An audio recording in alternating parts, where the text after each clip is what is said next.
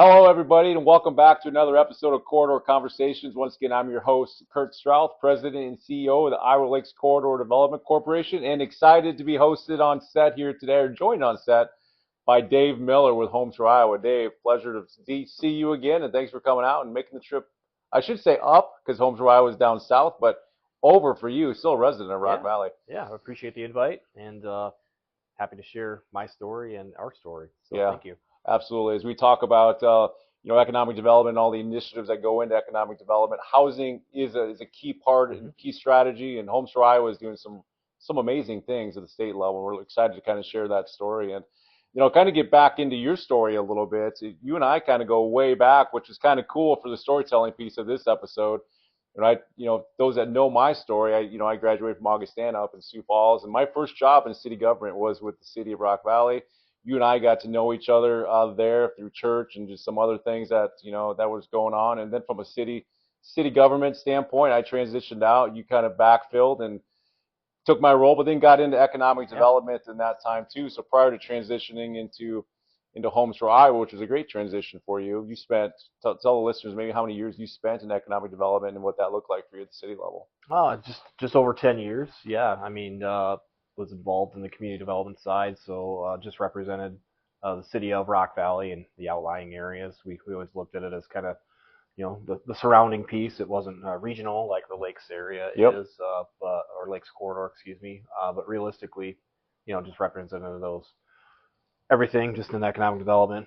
I think when we first started, it was I wouldn't say chasing smokestacks, but that was probably the analogy that everybody kind of uses, and really just blended into an entire community development piece. And so, everything from childcare to housing to storefront grants, assisting with some of the smaller retail, and then all the way up to recruiting new businesses and, Yep. and other entrepreneurs and manufacturers. So Yeah. yeah, we saw a complete shift, I think, and you've been in the economic development world long enough to know that too. It's just been interesting to be definitely a part of it and see it grow. And just statewide, it's been interesting to be a part of as well, just to see how many different regions and organizations have sprung up, but really what the umbrella of what economic development truly is today versus maybe when you and I started Right. and even our predecessors. So Yeah, for sure. And you make that point of smoking or chasing smokestacks. I mean, that literally used to be what it was. I mean, you go out and try to find that next employer of 50 to 100 new jobs. But the model is, and we talk about in the economic development world all the time, 80% of your growth comes from existing for industry sure. and companies within your own communities. And Rock Valley is probably perfect example of that with how many your local companies are expanding at a local level or branching out, filling a niche, and starting a new business from the roots and ground up. Yeah, So we had an outside consultant one time roll in and said Rock Valley was the essentially what he gave as a tagline, and we took and ran with it, was the Silicon Valley of metal manufacturing, and that's truly what it was. It was an interesting story. Back in the 40s, was put together just a local group of folks that were trying to diversify their employment, knowing the ag side of things was not something that could sustain the Main Street retail, and promoted manufacturing, and really all those manufacturers can draw their roots in hmm some fashion to that first manufacturing plant that was started. So no, for sure. And in the ancillary economic impact of that is, the owners that actually run those companies are lifelong community residents for too, sure. and they're invested in the communities, they're giving back, and from a cultural standpoint, one from the building of the actual business, but from a workforce development standpoint, Dave, I mean, you're able to kind of bring that culture in and bring in the next generation of leaders right from your own community, right? Rocket manufacturing is another thing from a workforce development thing we Mm-hmm. talked about. Pretty intuitive. We talk about a little bit of rocket manufacturing and how that connection with the school is in trying to help promote that next generation of Yeah, leaders I too. mean, you try to always foster your next generation. I think an analogy in a business-centric community, if you've got a large entrepreneur just engagement, I think there's a cohesiveness. At the dinner table, business is talked about. Kids growing up learn if their parents are in a business or starting one, and it's just interesting to see that collaboration, and then knowing the business leadership, what was happening there. A lot of the manufacturers were looking for assisting those students that wanted to enter direct to the workforce and not necessarily go to the trade school or 4-year school. So Right. that brain drain was real, and they wanted to keep and retain the students that were already in the area, and so pulled together. One of the expansions of the community school was Rocket Manufacturing, which was a student-led and student-run operational business within the student walls. So Yeah. they work on everything. They do some wood construction too now, all the way to the full CNC, laser table, welding, and custom jobs. So Yeah. pretty cool to see. Yeah, it's very cool. And again, you talk about the school partnership with that. That's actually run right out of the school, right? Right out of Correct. the high Yeah, school it's a there. student-run business Yep. under the umbrella of the community school, Yep. and they're a self-sustaining enterprise as well. Yeah. That's very cool. So yeah, just kind of breaking the ice a little Yeah. bit on some economic development stuff. But we're going to talk predominantly about housing. But there you go, talk about school partnerships a little bit. You talk about the workforce development piece. I mean, it's all encompassing, and this is going to be a great episode. And looking forward to diving into it a little bit here, Dave, and learn a little bit more from the housing standpoint. But want to do a quick shout out to our sponsor, Meddler Coffee. And Dave, do you want to share what your coffee of choice is here today? It is March still. We're nearing the end, but I think the Lucky Charms latte was my choice for the day. So I celebrate my Irish heritage, and we'll do it through and through. So I got a little green on. Got a little green on. Yeah. Couple weeks removed from St. Patty's Day, For so sure. it's fitting. And so big shout out, thanks Meddler Coffee, Carrie and Heather Belgrave for your sponsorship and hosting season 2 of Corridor Conversations and all the things we're able to do and highlighting all these cool economic development stories from across the state of Iowa. So as part of our Meddler moment, we always like to have a little icebreaker question, Dave, All right. and try to pick your brain on something. And the question we'd like to ask you kind of as an icebreaker is, through your years of economic development, now transitioning into Homes for Iowa, what's one thing you've learned about, economic development through your years in it? And Yeah, I think maybe going back to the previous statement of how much has changed, but I think it's interesting now being and leading a statewide organization and fostering those relationships throughout the state. How many more organizations work independently of each other, but how much they lean on each other as well. So that R&D in our world we call rip off and duplicate, right? There's a lot of it. But there's a lot of it. But it's interesting the cohesiveness of how one initiative locally can work. That's even I'll speak to housing where one community maybe put a Homes for Iowa home and how they financed it or worked through local lending or collaboration of funding, and then if that worked there, someone else will take the idea or a partial part of it, spin it on what it works on their end, and continue on. So collaboration. Yeah. Collaboration, that's the key. We talk about collaboration all the time, and you hit the nail on the head. I mean, you and I kind of go back, which is kind of cool as part of this story. I mean, we go back to, over 14 years probably, if we think through it, and the transition of that time, and our time together on the Northwest Iowa developers. We spent time with, I remember coming on there, and you probably do too, as a brand newbie. Yeah. Surrounding yourself with the Neil Adlers of the world and the Mark Galls and those seasoned type of professionals that knew what they were doing, and we had no clue. But to be able to go in there, they were always willing to take us under their wing and share all those ideas that we're able to take back to the community level. I go back to the roots of thinking, sitting in the room the first time on a regional level, thinking across the table, why are we collaborating with these people? Right. Aren't we competing with them? And then, I mean, it wasn't a matter of a whole meeting. I think my attitude changed, but I know, through the years, it was interesting to kind of watch that demographic shift, and then I think we are becoming the seasoned people. Right, exactly. Look at our hair lines and color for sure, but it's interesting to see the new engaged younger or even just new to the profession people hop in and just, I mean, it feeds on the excitement. So it does. That's funny you say that we become the seasoned veterans now. That's maybe a nice way of saying we're old, Kurt. Right, exactly. We're getting old, and we were at a conference last week together, and you made the point, actually.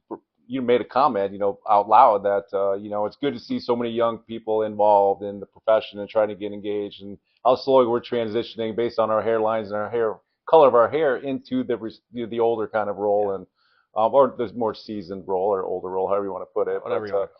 But it is, and when we have a lot of people who now kind of depend on the expertise that we've been through throughout the years, and again, it isn't about city boundaries anymore for economic development. It's not about county boundaries, and And going all the way back 14 years ago in the Northwest Iowa Developer Group, which at that point was 6 counties. We cover 4 counties in Northwest Iowa. That was 6. That's a big group.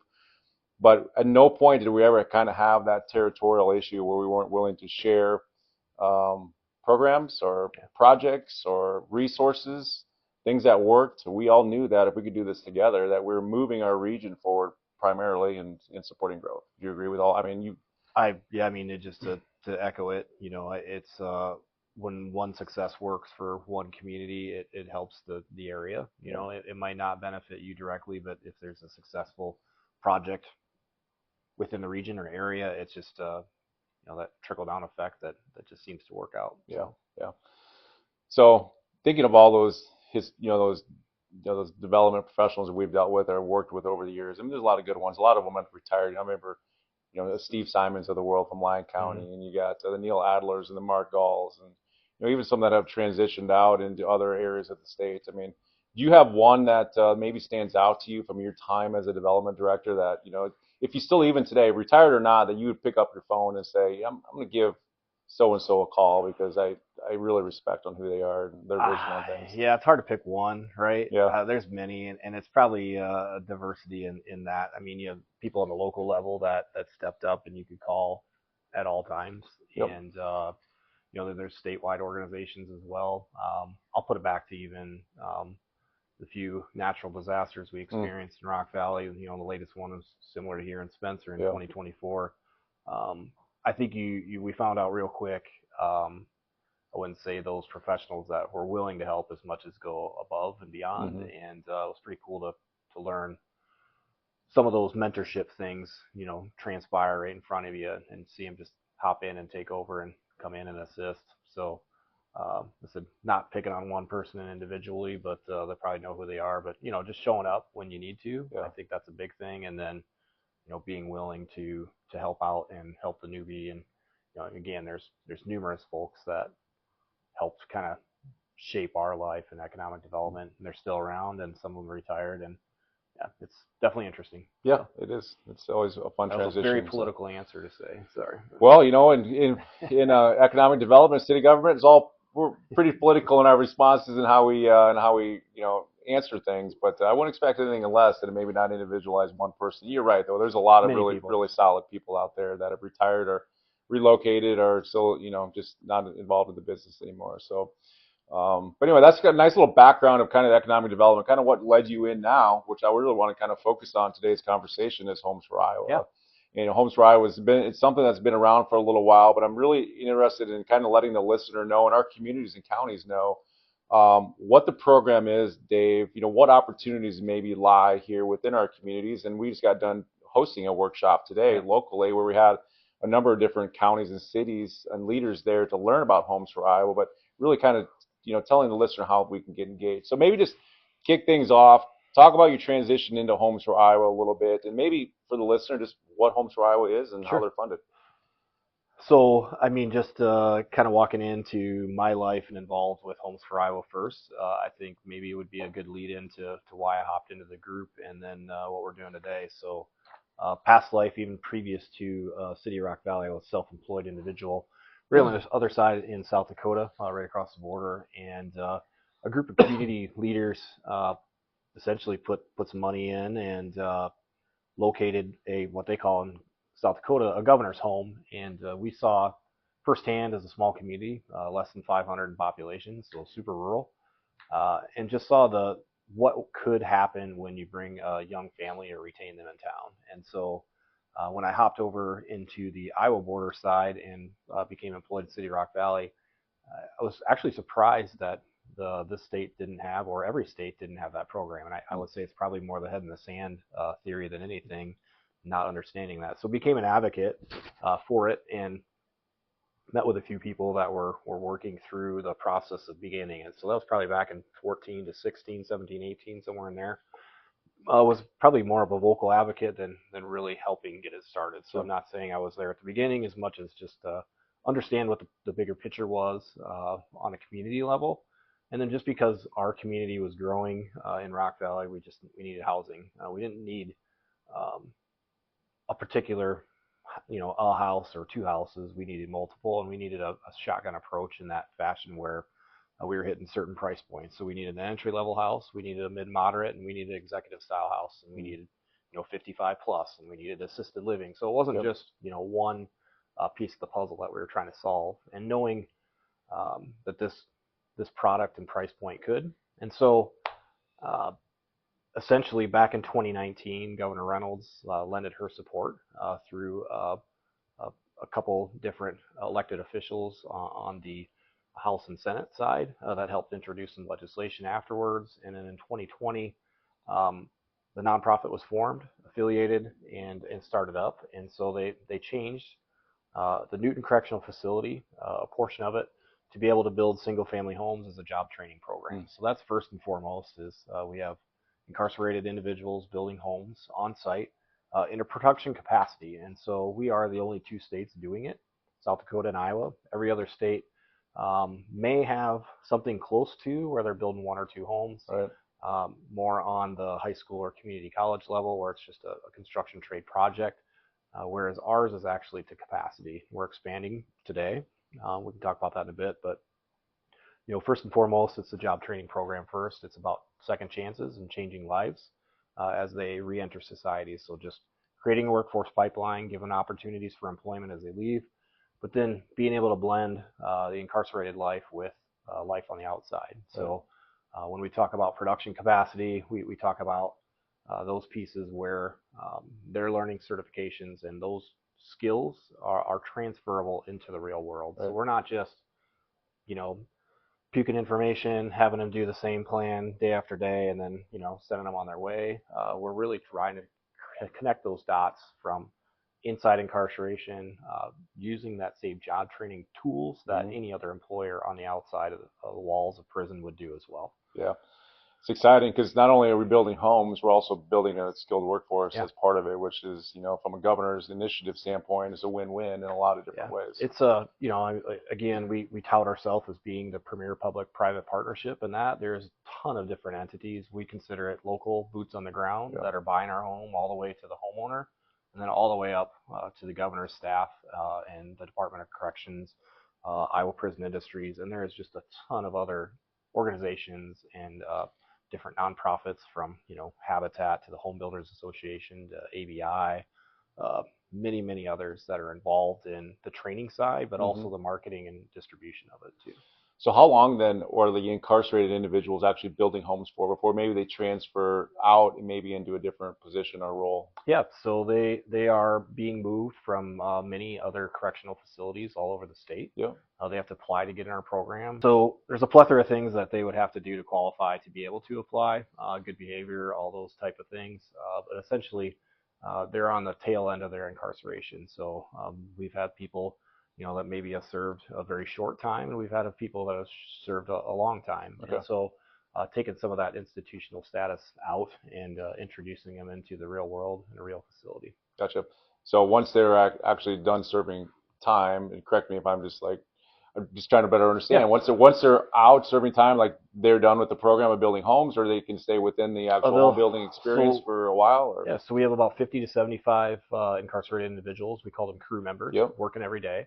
We're building 24 homes today at a time. We're expanding that up to 40 here this summer.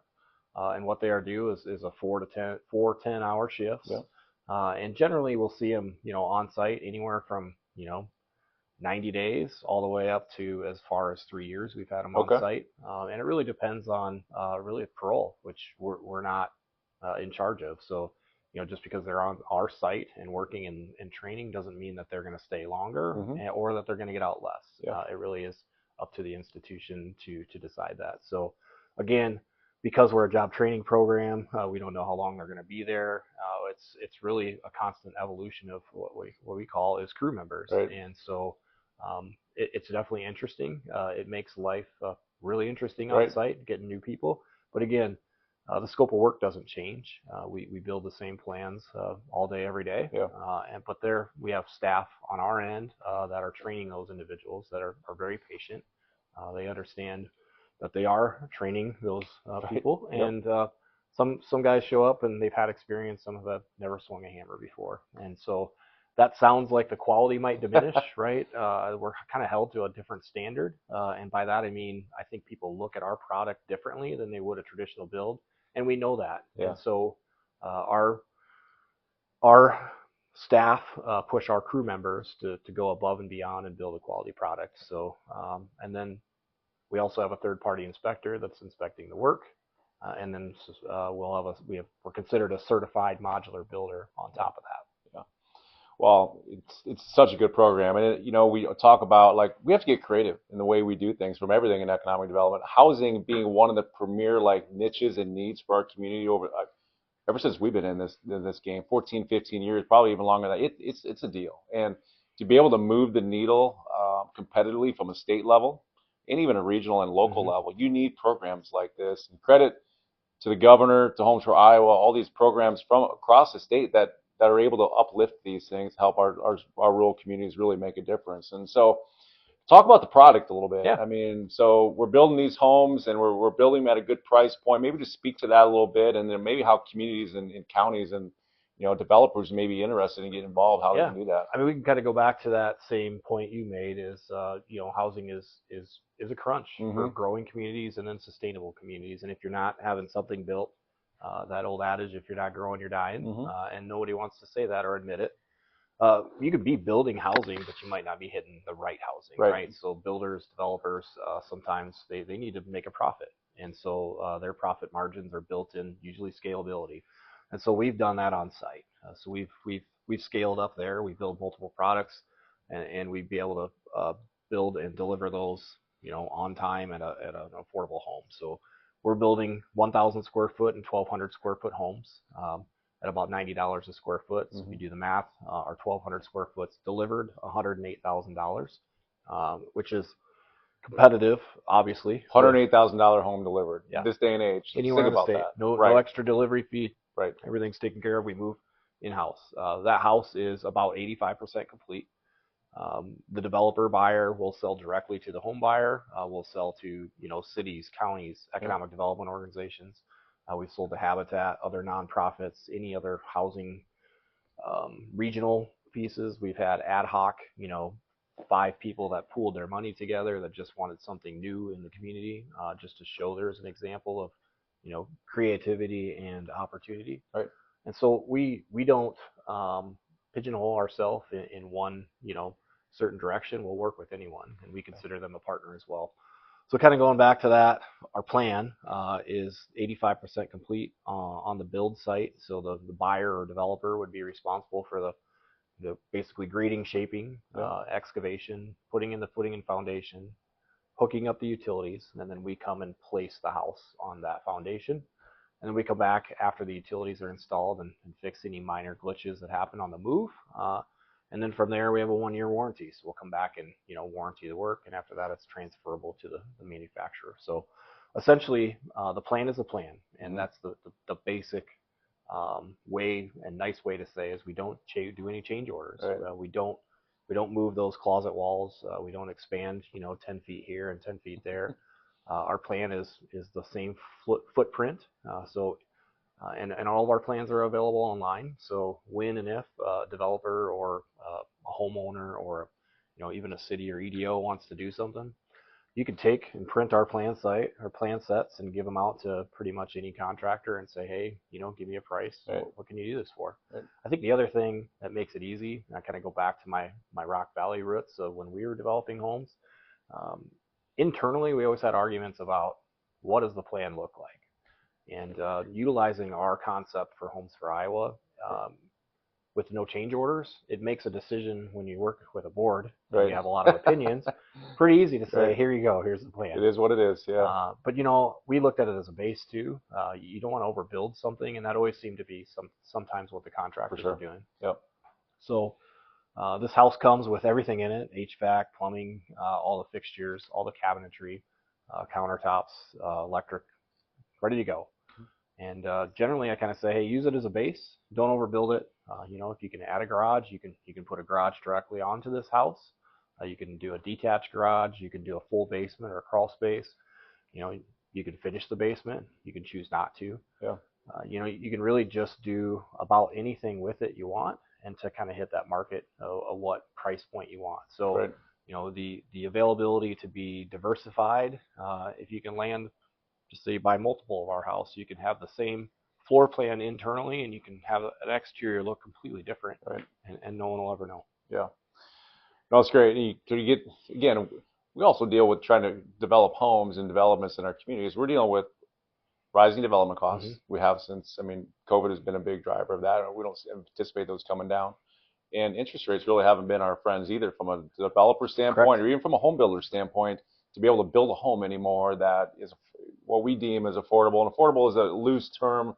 A lot of people say we should call it attainable or something a little bit different, because it's, everyone is a little bit different on what's going to be affordable for them. But this brings again to your point of not having them being expandable or change orders. It keeps the price point down, makes it affordable for the community or the developer to bring it in. But then we talked about this morning, is also an opportunity from a development or a city standpoint to bring these in and get them finished off.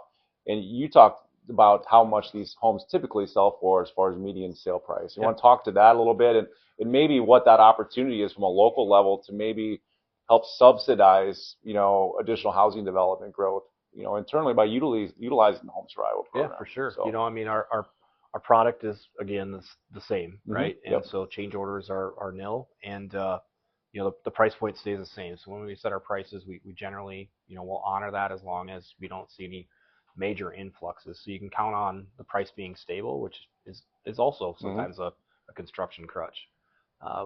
There's a ton of variables throughout the state on input costs. So what is that footing and foundation cost? What is your utility placement cost? Yep. Those are the variables in it. And then again, your lot cost. And so we kind of say a good rule of thumb maybe is to double that price. So, Sure. Depending on, your concrete excavation costs and what your lot costs, 220 all in maybe, Sure. And then if you put some exotic flooring in or not, if you add a garage, there's all these other different variables within it.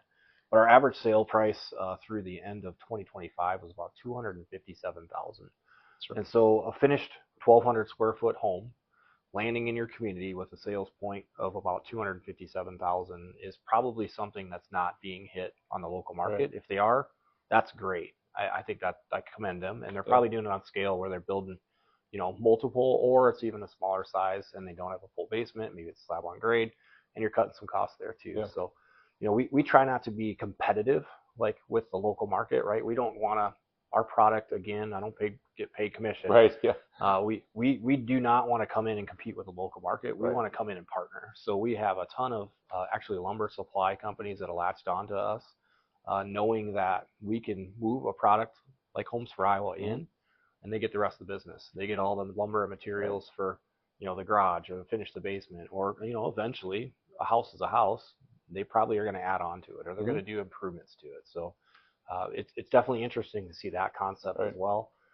But again, you're hitting a price point or around there, depending on what you have for appraisals and et cetera, and all those other fun stuff. But I think if you look at it on a local level, if you're going to pool your money, or an economic development organization or a nonprofit, whoever is looking to get a little profit in there, there's a little profit available.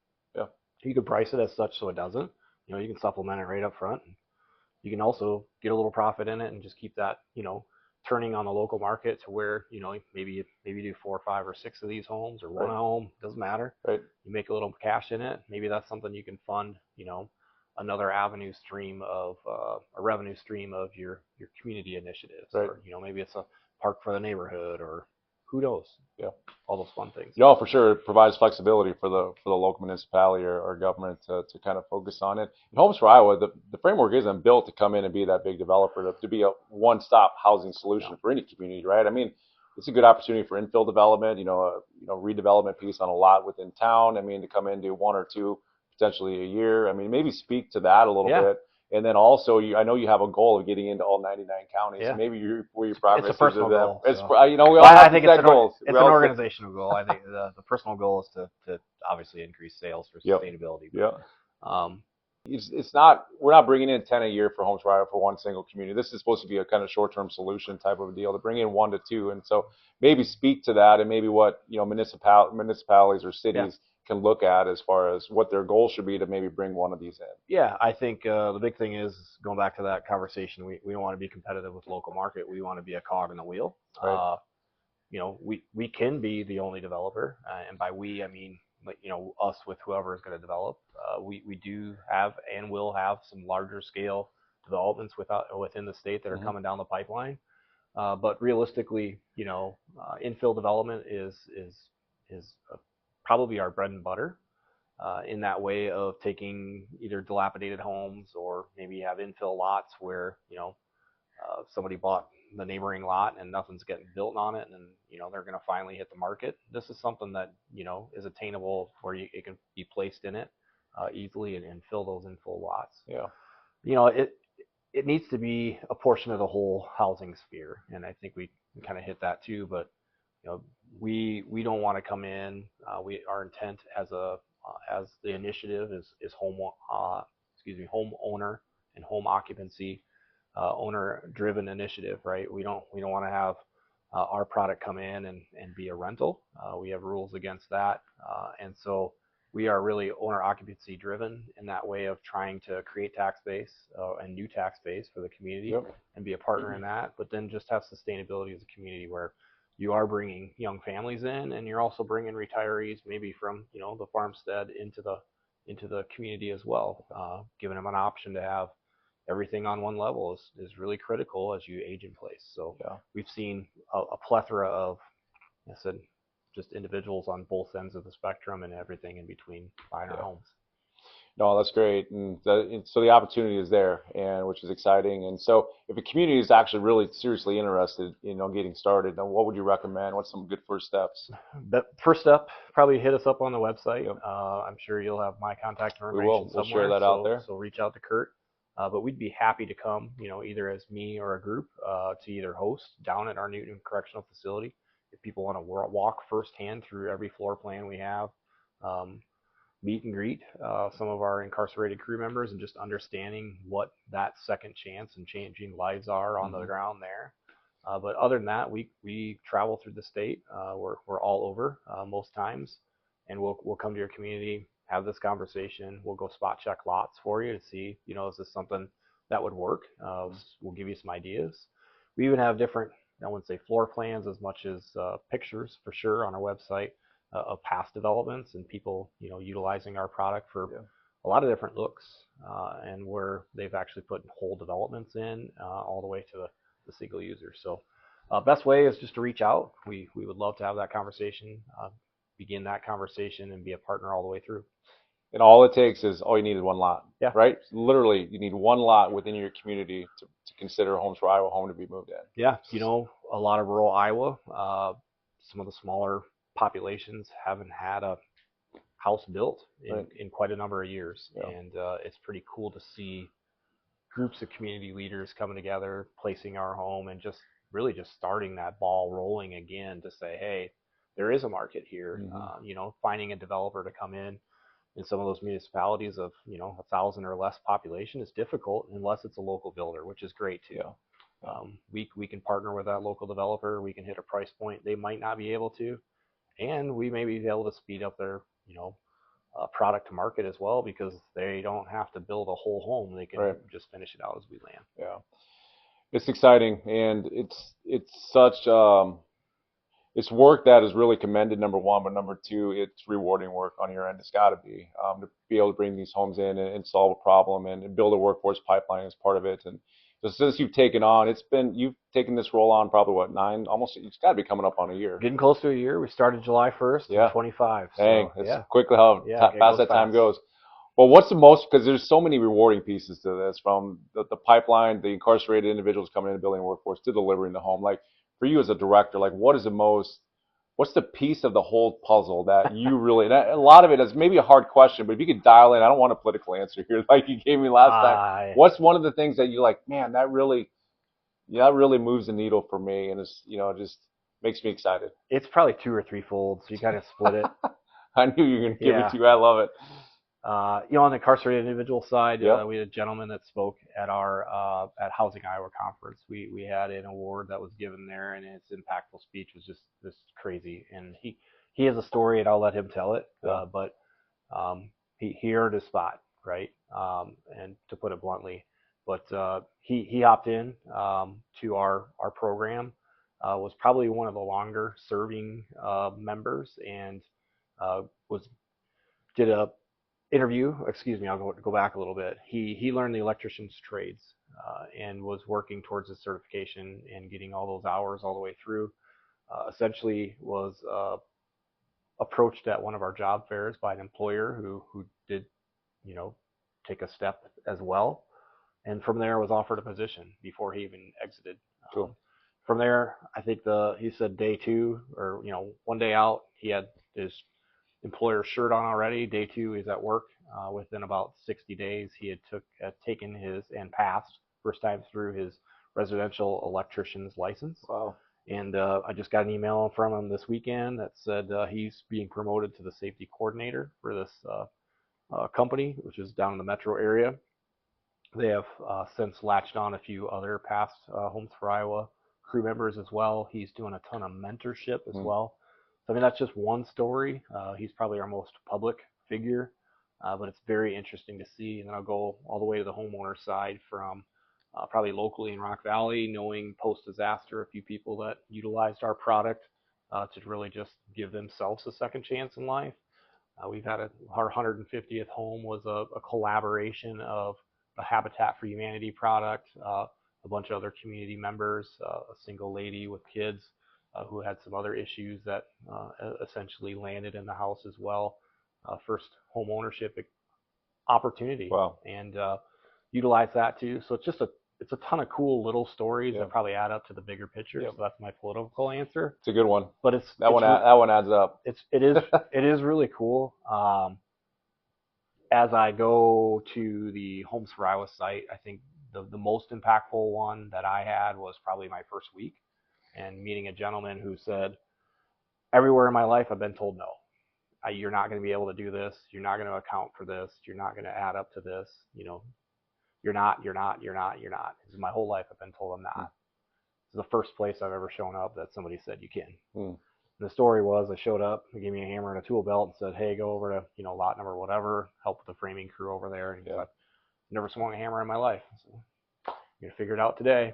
And he's, from there, I've seen him around. He has since left. I'm not sure what his story is afterwards, but pretty impactful every time I met with him, just asked him how he's doing.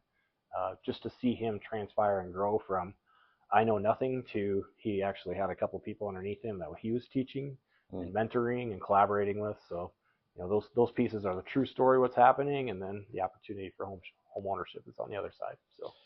So it's such a human element to the work that you do outside of just delivering the final product. I mean, everybody sees the shingles and the driveway and the actual physical presence, but what leads up to it and the stories behind it, Dave, I can see that's pretty rewarding and probably pretty emotional at time, depending on the stories for you. And, we always talk about economic development being a marathon and not a sprint. And it is. And in this situation too, from where you're at with working with incarcerated individuals from workforce development to putting this product into communities and the messaging you're doing so well across the whole state of Iowa. I appreciate that. Yeah, you're doing a great, it's great to see. And it's everybody working together to really kind of solve the issues that we're dealing with at a local level. And we're so proud to be able to partner with you. And we've had you up here a number of different times since you've taken over. As a friend, we get hopefully get a little bit of an in with Dave to bring him up here and speak the word of Homes for Iowa. So appreciate all the work that you do. Keep up the good work. And what's one thing you'd like to leave the listeners with today? And maybe more importantly, how they can get engaged, just some of your contact information. Yeah, obviously hit us up on our website, homesforiowa.com. We're approachable in there. Take a look at the plan set. I think the big thing I leave every presentation I give is just be an advocate for us. Yeah. Remember where we are. You might not be a direct builder, buyer, developer. You may not utilize our resource ever. You may not ever hire an incarcerated individual, but if you can share our message with someone that potentially would be, then that's important too. So I guess collaboration is key. That's my end note. I feel like for us it's partnerships and collaboration always, and first and foremost. So we like to collaborate with as many as we can, and we'd love to collaborate with anyone in your area or anyone hopping on here that is just hearing the story. So, love it. Cool. Good man. Thanks, man. Pleasure. Dave Miller, Homes for Iowa, the Executive Director. If you have any questions on Homes for Iowa, feel free to reach out to me or with the contact information on the screen, or we'll get that out huge shout out to Meddler Coffee on the Lucky Leprechaun for 10 Dave today. 10 out of 10 out of 10. 10. 10 out of We've 10. never, I don't think they've ever let anybody down. So Debbie was in here a few weeks ago too. Was it chai tea? She said the best chai tea she's ever had. So, so thanks to Meddler Coffee, and thanks for the workforce space here downtown Spencer, Iowa, to be able to host us today. And as always, I'm your host, Kurt Stroud, President and CEO of the Iowa Lakes Corridor. Until next time, we'll see you later. Bye-bye.